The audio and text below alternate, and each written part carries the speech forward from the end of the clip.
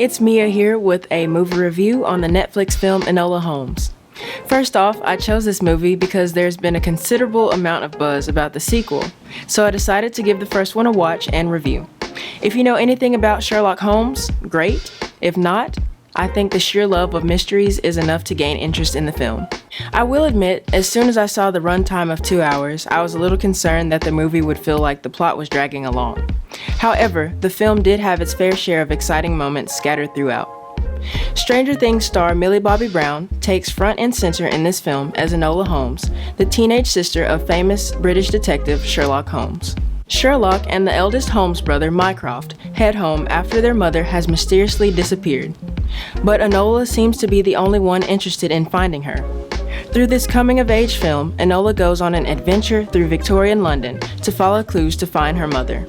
Now, several times throughout this film, I struggled to remember what was going on plot-wise. There are films where the initial plot point can lead to something bigger, but I feel this film didn't quite execute this as well.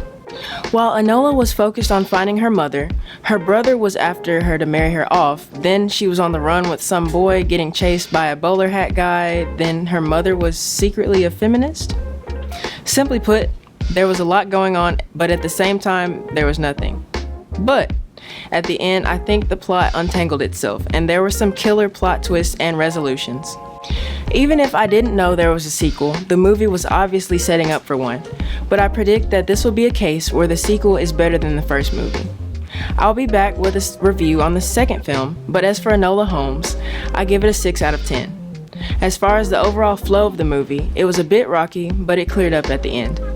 I knew that this movie was focused on Enola, but I expected a bit more of Sherlock, played by Henry Cavill.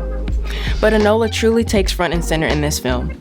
Overall, I thought it was a creative alternative to most teenage films set in high school focused on love interests and mushy things of that sort. Another unique detail of the movie was that Enola continuously breaks the fourth wall and speaks to the viewer. I thought that this was a nice touch, making the viewer feel like they are, in a sense, reading a mystery novel and seeing inside of Enola's mind. You can check out Enola Holmes on Netflix, and the sequel is out now. That's it for this movie review. Stay spectacular, and we'll catch you next time.